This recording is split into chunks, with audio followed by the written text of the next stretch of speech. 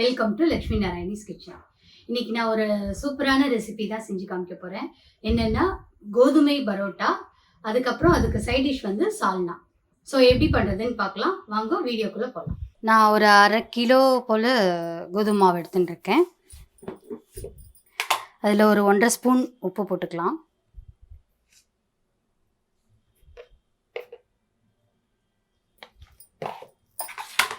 அதுக்கப்புறம் சுகர் ஒரு 2 ஸ்பூன் போட்டுக்கலாம். இந்த சுகர் எதுக்கு போடுறோம்னா அந்த ப்ரௌனிஷ் கொடுக்கும். நம்ம பரோட்டா பண்ணும்போது ப்ரௌனிஷ் கலர் வரும். ஸோ அதனால் ஒரு 2 ஸ்பூன் போல் சுகர் போட்டுருக்கேன். வேறு எதுவுமே நம்ம ஆட் பண்ண வேண்டாம். ஸோ இதை நல்லா இப்போ பிசைஞ்சு எடுத்துன்னு வரலாம். கொஞ்சம் கொஞ்சமாக ஜலம் விட்டு பிசையலாம்.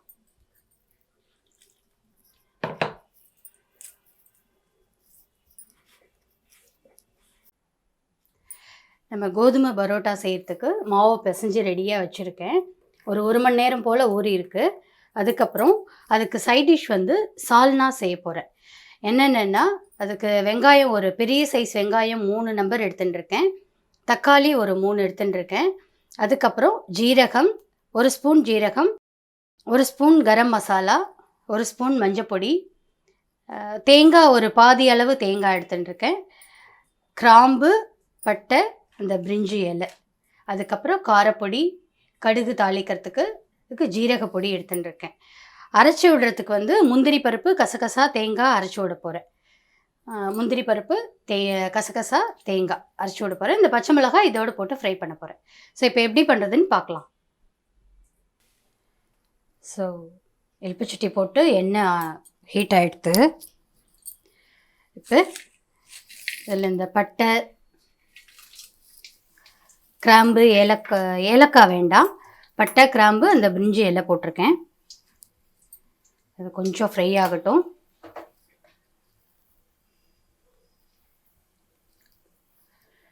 கடுகு போட்டுருவோம்.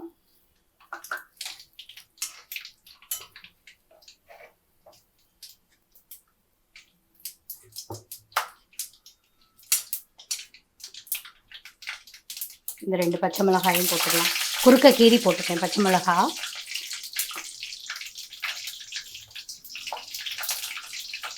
கடுகு வெடிச்சிருத்து. இந்த வெங்காயத்தை சேர்த்துடலாம். நீல வாக்கில் கட் பண்ணியிருக்கேன் வெங்காயம்.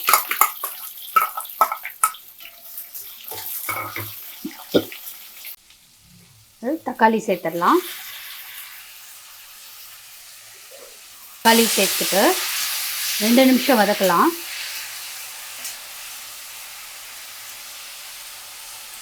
இதிலே என்ன பண்ண போகிறோம்னா இந்த மஞ்சப்பொடி வச்சுருக்கோம் இல்லையா, மஞ்சப்பொடி, இந்த ஜீரகப்பொடி, காரப்பொடி, கரம் மசாலா,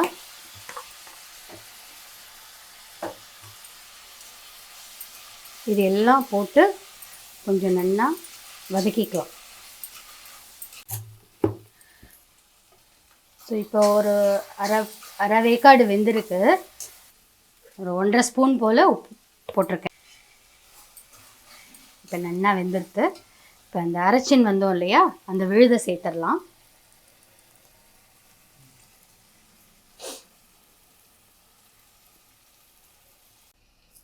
ஸோ இப்போ நல்லா மிக்ஸ் பண்ணிக்கலாம்.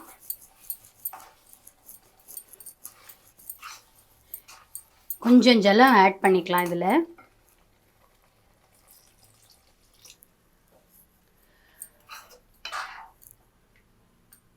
உங்களுக்கு எவ்வளோ கிரேவி வேணுமோ அதுக்கு தகுந்த மாதிரி ஜலம் விட்டுக்கோங்க. ஏன்னா இந்த அரைச்ச விழுது வந்து இன்னும் நல்லா கெட்டியாகிடும் கொதிக்கும் போது.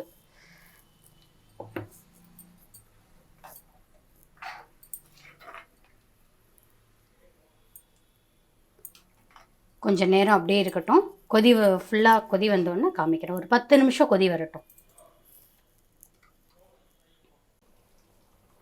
ஸோ நல்லா கொதிச்சிருத்து. ஒரு 10 நிமிஷம் தேங்காய் இது அரைச்சி விட்டோன்னே ஒரு 10 நிமிஷம் கொதிக்க விட்டேன். நல்லா வந்து பச்சை வாசனையெல்லாம் போயிடுத்து. இப்போ வந்து இந்த கொத்தமல்லி தழை, கருவேப்பிலை இருக்கு இல்லையா, அதை தூவிடலாம்.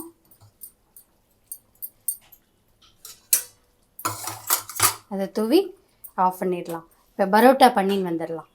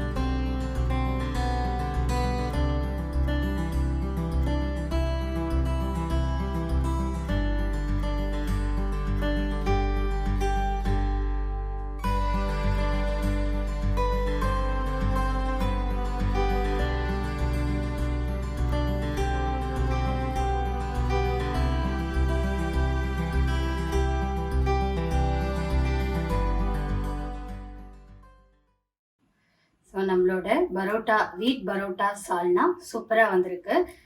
நல்லா லேயர்ஸ்லாம் நிறைய சூப்பராக வந்திருக்கு. சாஃப்டாகவும் கூட இருக்கு. பார்த்தீங்களா? உங்களுக்கு இந்த வீடியோ பிடிச்சிருந்ததுன்னா லைக் பண்ணுங்க, ஷேர் பண்ணுங்க, மறக்காம சப்ஸ்கிரைப் பண்ணுங்க. தேங்க்யூ.